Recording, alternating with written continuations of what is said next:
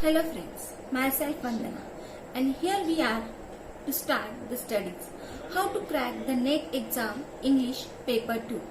The difficult part to success we will walk together by sharing our ideas, our views and our opinions.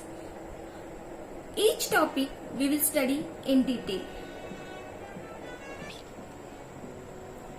This is the syllabus for NET exam. Chaucer to Shakespeare, Romantic period, Victorian period, Modern period, Contemporary period, History of English language teaching, Indian writing in English, Indian writing in English translation, Contemporary British literature, Modern British literature, American and other non-British English literature, Contemporary theory, Literary theory and criticism, Rhetoric parody. So today we are going to start with our first topic, Chaucer to Shakespeare. Let us start with age of Chaucer. 1300 to 1400 is known as age of Chaucer. So we will start with the biography. Geoffrey Chaucer, he was born in 1343 in Circa. His father was a wine merchant and Chaucer was from an affluent family. His father was earning well. It was said that his father was a wine merchant. Chaucer, he belonged to an affluent family. His father was earning well. And it was said that his father might have supplied wine to the cellars of the king Edward III. So, he had the royal connections with King Edward III. There he served as a page to Elizabeth.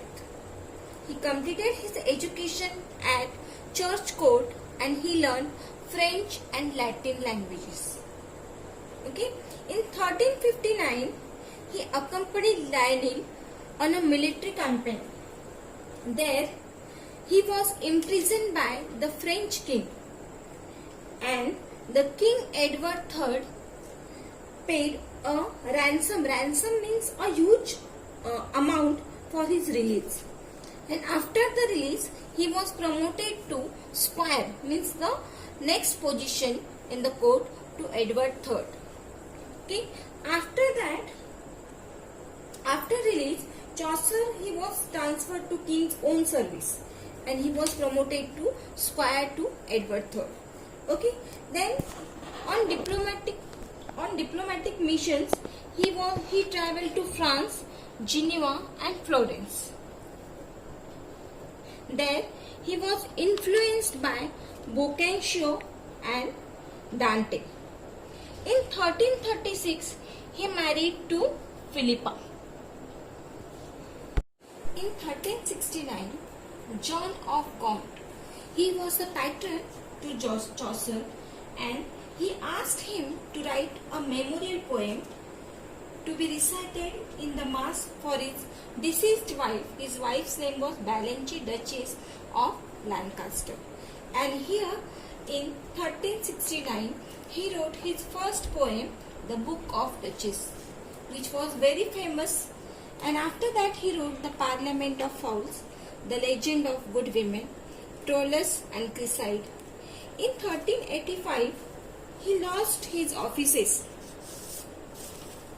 at the overthrow of the faction of the patron John of Gaunt. Okay, and then he moved to England. In 1386, he was elected as a member of Parliament for Kent. And after 1 year, in 1387, his wife was died. In 1389, after 1 year of his wife's death, he was made a clerk overseeing royal buildings and projects. And his last project means his writing project, was the Canterbury Tales. In 1398, he was retired to a house in the Gardens of St. Mary's in Westminster of the England. 1400, he died at the age of 60. He was the first of the men to be laid in the poet's corner. Chaucer. As we know, Chaucer traveled to different countries. There are 3 periods in Chaucer's age. The first is French period. Second, Italian period. Third, English period. His writings are also his writings are also different to period. Means in French period writings are different, in Italian period writings are different, and in English period writings are different. And there are also some characteristics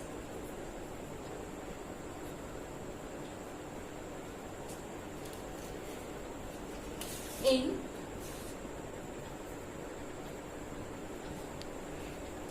linguistic importance and some major incidents happened in Chaucer's age, that we will see in the next upcoming video. So guys, let's come together and study together. For that, don't forget to subscribe my YouTube channel and press the bell icon to get the new videos, next notification.